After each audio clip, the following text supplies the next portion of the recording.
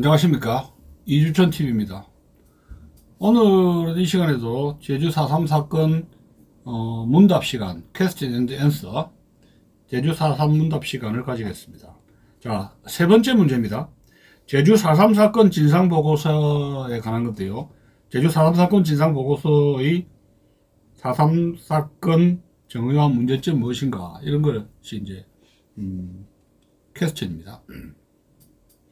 제주 4.3 사건 진상보고서는 노무현 정부 시절에 이 제주 4.3 사건 진상조사위원회에서 만들어진 거죠. 그때 위원장이 지금 그 의문의 사망사를 했던 서울시장, 박원순 서울시장이 위원장으로 있었던 제주 4.3 사건 진상보고서를 만들어냈는데, 상당히 문제가 많다고 생각하는 것이 학계의 공통적인 의견입니다.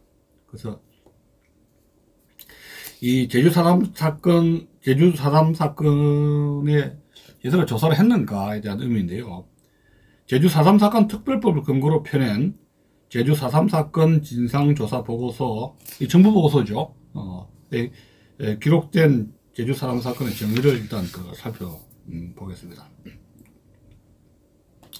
제주 4.3 사건은 1947년 3월 1일 경찰의 발포 사건을 기점으로 해서 경찰 또 서북 청년회의 탄압에 의한 저항과 단선 단정 반대를 기치로 1948년 4월 3일 남로당 제주도당 무장대가 무장봉기한 이래 1954년 9월 21일 한라산 금족지역이 전면 개방될 때까지 제주도에서 발생한 무장대와 토벌대 간의 무력 충돌과 토벌대의 진압 과정에서 수많은 주민들이 희생당한 사건이라고 정의할 수 있다, 이렇게 기록을 하고 있습니다.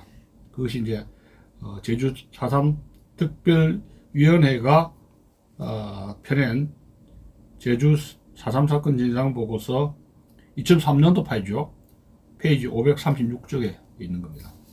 이렇게 기록했는데, 여기 이제 문제로 언급하는 것은 네 가지입니다. 첫 번째 문제는 경찰 서청의 탄압에 의한 저항과 단선 단정 반대를 기치로라는 그 내용에 대해서 이제 좀 구체적으로 말씀드린다면, 경찰 서청의 인권 침해 사실은 분명히 있었지만 응원 경찰이나 서청이 오기 전에 이미 4.3은 예정되어 있었다는 겁니다. 경찰 서청의 탄압에 저항한다는 것은 남로당이 4.3을 일으킨 핑계일 뿐 목적이 아니라는 겁니다. 이에 대해서 다음에 이제 주적으로 자세히 설명드리겠지만, 단선 단정 반대 문제도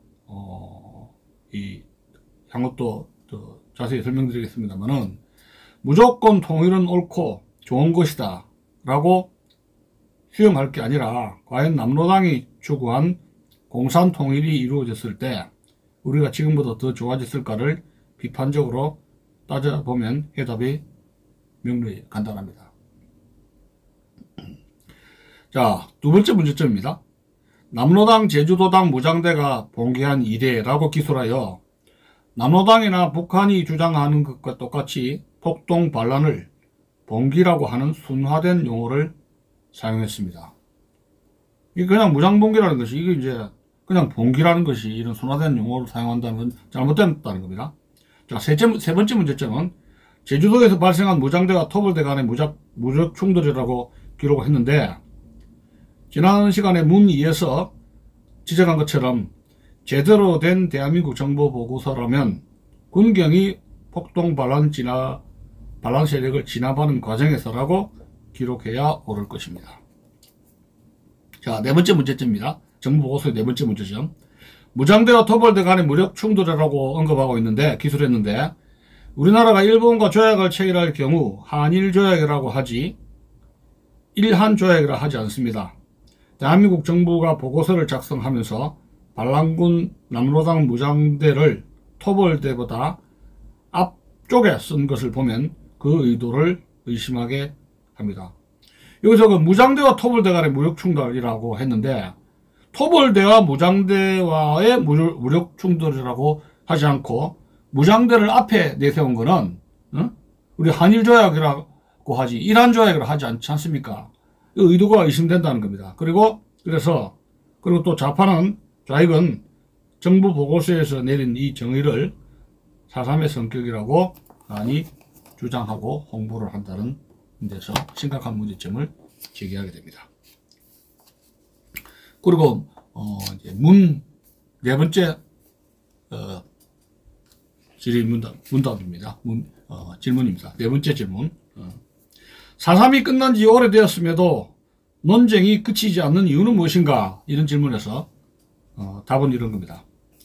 남북이 분단되어 지금도 이념 대립이 첨예하고 제주 4.3 사건 진상보고서가 잘못 작성된 데다가 4.3 당사자와 그 유족이 생존해 있으며 쌍방 다수의 인명피해가 발생했기 때문이라고 봅니다.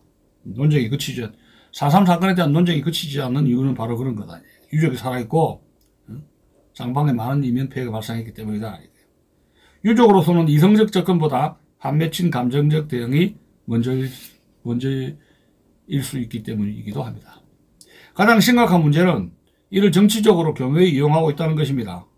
4.3 사건은 대한민국 정체성과 정통성에 연관된 매우 민감한 문제이기 때문에 정치적 해결보다는 학문적 접근 방식이 바람직하며 도민 간에도 시각을 달리하는 양자 간에 마주 앉아 합의를 할 수 있는 쉬운 것부터 하나씩 해결해 가면서 점차 어려운 문제로 옮겨가는 점진적 합의적 방식을 모색해야 할 것입니다.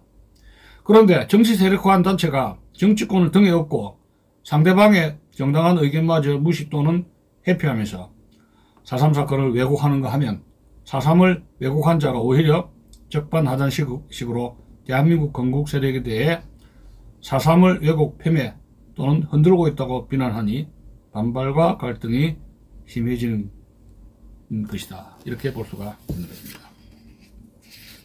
자, 그리고 다섯 번째 문제점은 질의입니다. 질의는 어떤 질문이냐? 4.3 사건의 중요한 쟁점을 언급한다면 어떤 것이 있습니까?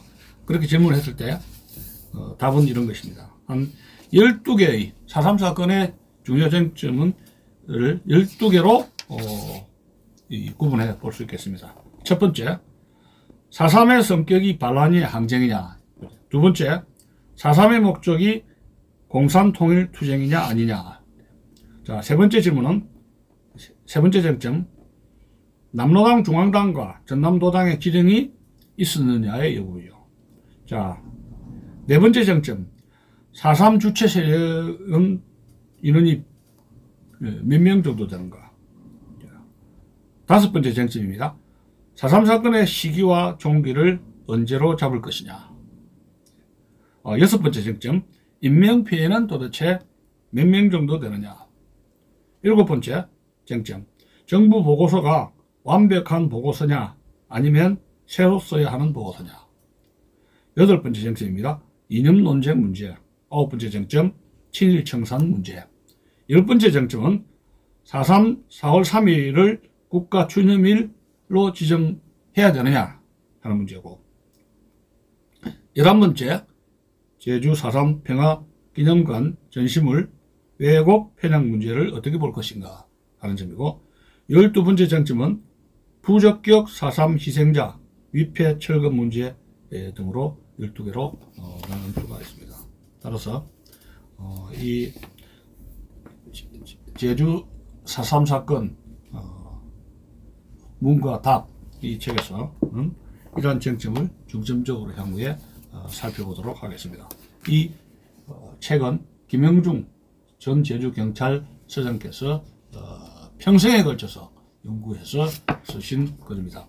여기서 잠시 말씀드린다면, 김영중 서장님을 잠시 소개해드린다면 1941년 제주도 제주시 애월읍 남원리 출생이시고 애월 상업고등학교 졸업하셨습니다. 그리고 해병대 근무하셨고, 서귀포 경찰서장, 제주경찰서장, 도로교통공단 제주도 지부장, 광주고등법원 제주부 민사조정위원회를 일하셨고, 제10기 평화통일자문위원회 자문위원으로 계셨고, 제주특별자치도 치안행정위원회 위원장, 제주도 재향경호회장 등을 역임하셨습니다.